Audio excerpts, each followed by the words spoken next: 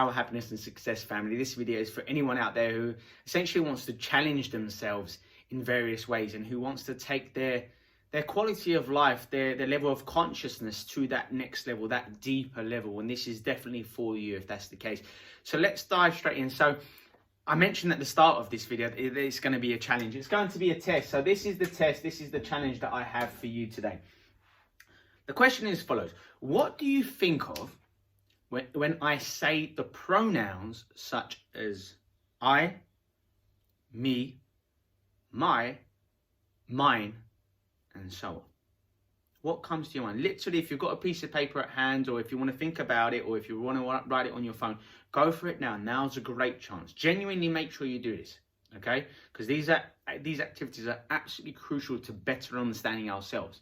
Otherwise, you're just hearing me talk about some really powerful, insightful, but useful stuff that's very much detached from you and your situation. And I want to close that gap, and this is how we're going to do it. So that's the test. What do you think of? So literally write these down, bullet point form. You don't have to do no long-winded sentences. Bang, I think of this came to mind. Oh, that image came to mind. That thought came to mind. Spend a couple of minutes to do so. Pause this video if you must, okay? Because I'm going to reveal to you what sort of things come to my mind. So for me personally, what comes to my mind when I think of those kind of pronouns are growth. These are the kind of words that come to my mind. Peace, joy, happiness, detachment,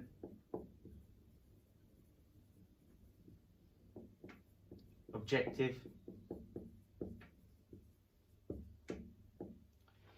and so on and so forth. So these are the kind of words that come to me. If someone were to say to me, if someone's in a sentence and say, what do you like, or what's on your mind, and these sort of things, generally speaking, these are the type of things that tend to be on my mind, essentially. When I think of those pronouns, it evokes these kind of thoughts and emotions and images in my mind.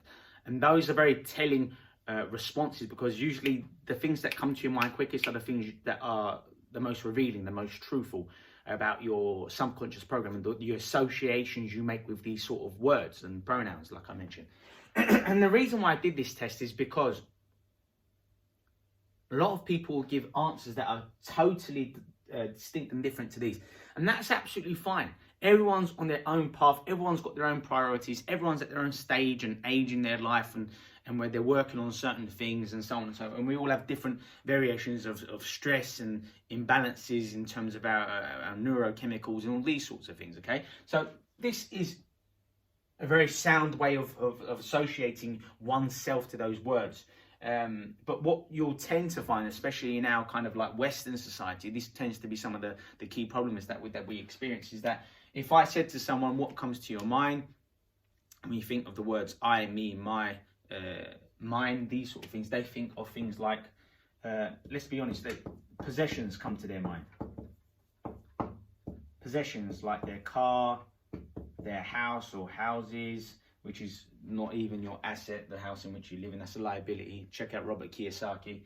Anyway, they think about things like their watches, their jewelry, they think about their shoes, their dresses, their suits, all these sorts of things. They might think of their husband or their wife,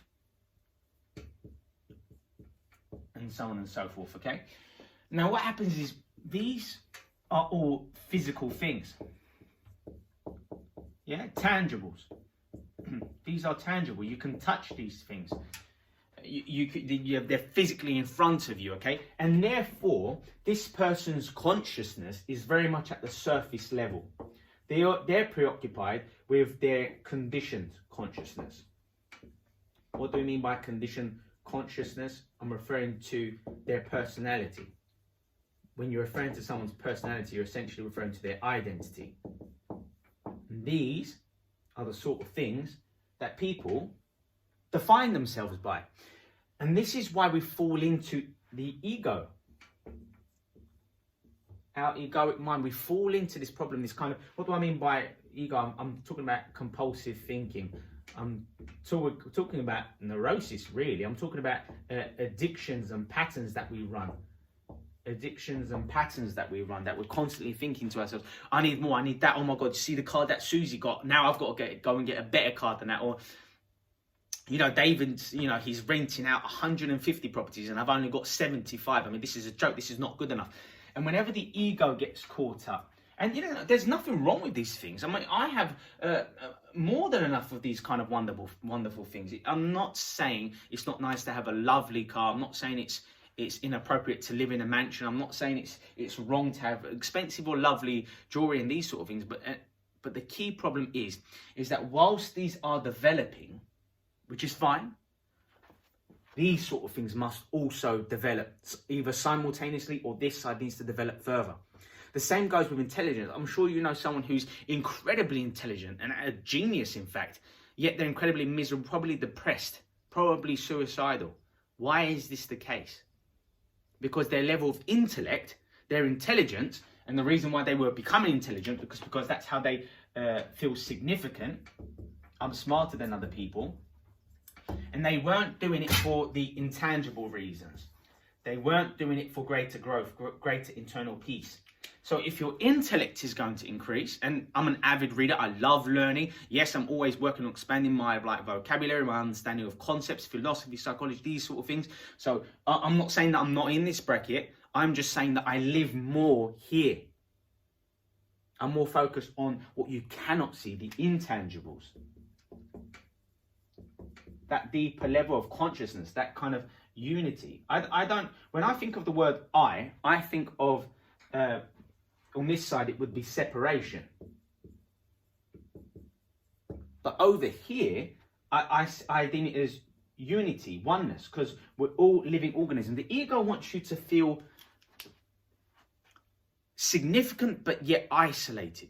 You want to be unique, you want to be different. That's why people spend a lot of money on certain clothing, to be exclusive, to look different, and that's why they dress really unusually. Like, wow, because they want that attention. They want to feed and fuel their ego. And even if they were fed, their ego was fed with these kind of things, like people saying, wow, look at your style, you look amazing, look how wealthy you are, look how this, then look at your body, all these sorts of things. While these sort of things are going, you're adding more fuel to the fire, so to speak. So that person might that day go, yeah, that's right. People recognize and all these sort of things, and you know, they think I'm fantastic and blah blah blah blah blah. But the problem is, the ego always needs more.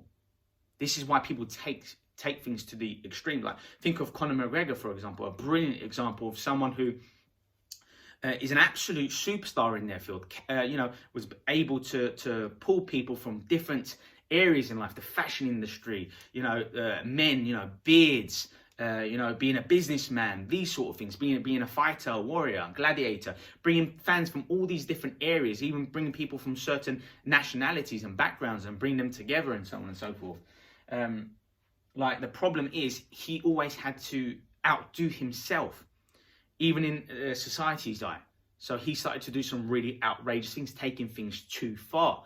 And obviously paid the price for that in various ways. But that's what happens when you get caught up in this kind of... I'm not dissing the celebrity culture. There's nothing wrong with that. Celebrity culture can be a healthy place. But like I said earlier, and it involves everyone, and no one is immune to this. If you spend too much time in this area and you neglect presence, you neglect the present moment, you neglect...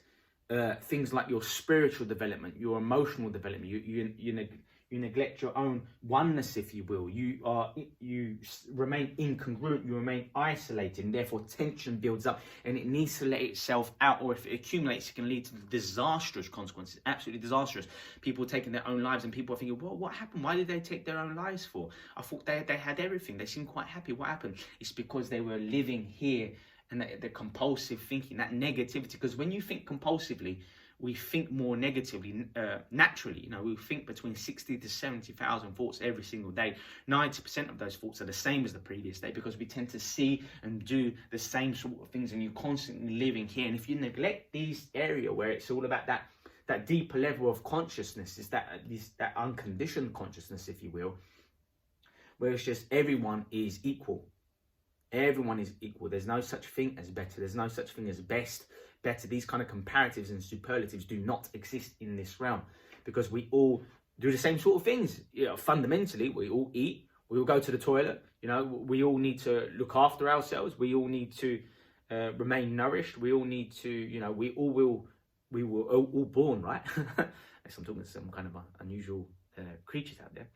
And we all die, and so on and so forth. So we share a lot in common. It doesn't matter that we're from certain cultures or backgrounds or religions or have certain political standpoints. Again, there's nothing wrong with being opinionated and having your own perspectives. But when you become married to those beliefs, when you become married to those kind of cults and ideologies in society, what happens is you've now transitioned from here, and religion can be here.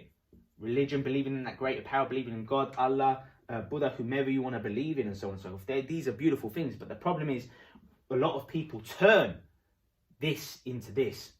And now they start to use these sorts of insights like, oh, I'm Muslim, or I'm Christian, and you're not like me, and, you know, this is how a lot of wars are instigated, or I'm from this part of the world and you're from that part of the world, or I'm a man, you're a woman, you know, there's a difference. And then you move over here and you're looking at exclusivity, seeming quite esoteric, like we have our own privileges and that you're superior to other people. So this is how beautiful things like religion, like your political standpoints, like your desire to do better and share more, if you become rigid in your beliefs, and people become rigid when they live here because they need to a firm sense of identity, whom they are, what they think about, what their notions are, what they're familiar with, and they will stick to that because it serves their narrative.